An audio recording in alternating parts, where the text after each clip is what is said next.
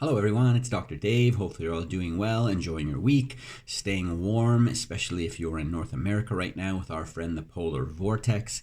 Bundle up and keep smiling.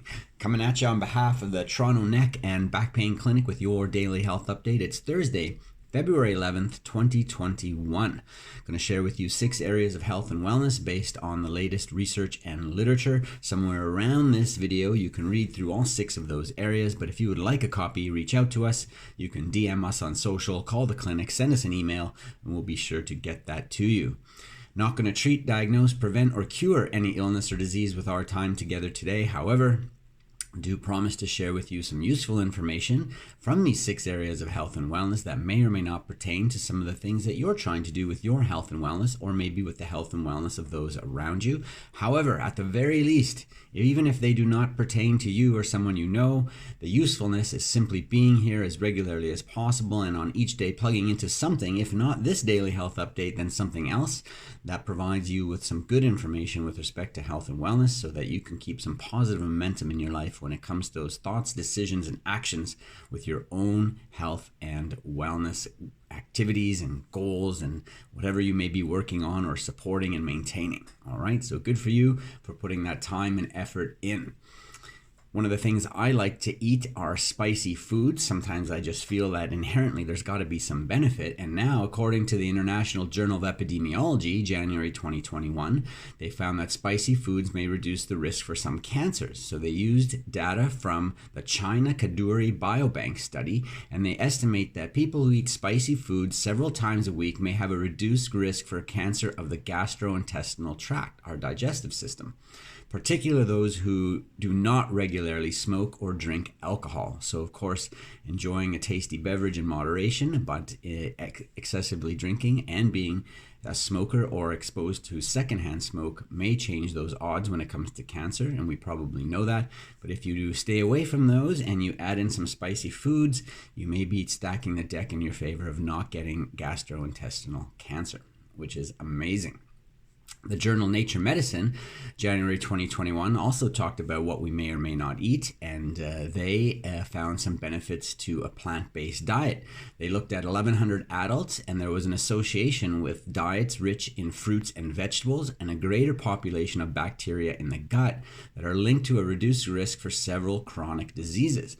So a lot of discussion over the last 5 years or so about that healthy gastrointestinal flora, and we just want to make sure we can continue to support that healthy gut bacteria, and getting a plant-based diet helps support that environment, and that has some good health benefits apparently. So that's something good you can focus on and add to your routine if you're not already. Another thing to do along with your food, of course, is your fitness. And if you're in middle age, getting that fitness into your routine is good for your brain. According to the journal Neurology, January 2021, they looked at 1,600 adults, and those who failed to exercise in middle age were 50% more likely to develop abnormalities in the brain over the following 25 years. The authors suggest that getting at least an hour and 15 minutes of moderate to vigorous intensity physical activity a week or more during midlife may be important throughout your lifetime for promoting brain health and preserving the actual structure of your brain. So some more motivation to get that fitness into your routine, and some portion of that fitness to be moderate to intense. Get that heart rate up, break a sweat, and push your body a little bit. Interestingly, from the Journal of Developmental and Behavioral Pediatrics, January 2021, they're finding a correlation between a preterm birth and generalized anxiety disorder increased during childhood and adolescence. So interesting little connection they found there in their research. You may want to follow up and read some more about, as you may want to read about the warning signs of type 1 diabetes as well. That's from the American Diabetes Association, January 2021. There are some signs and symptoms that may indicate somebody may be having or does have type 1 diabetes. And some symptoms may include urinating often, feeling very thirsty, feeling very hungry, extreme fatigue, blurry vision, cuts and bruises that heal slowly, and weight loss. Early detection is valuable, as it is in many cases. to have an effective treatment to reduce the risk of complications. So keep an eye out for those symptoms together and seek some medical advice accordingly. Finally, from the Journal of Back and Musculoskeletal Rehab, December 2020, disability in patients with low back pain. According to some questionnaires completed by 528 patients with a variety of low back spinal disorders, it revealed an association between greater perceived disability and a diagnosis of structural changes in the spine.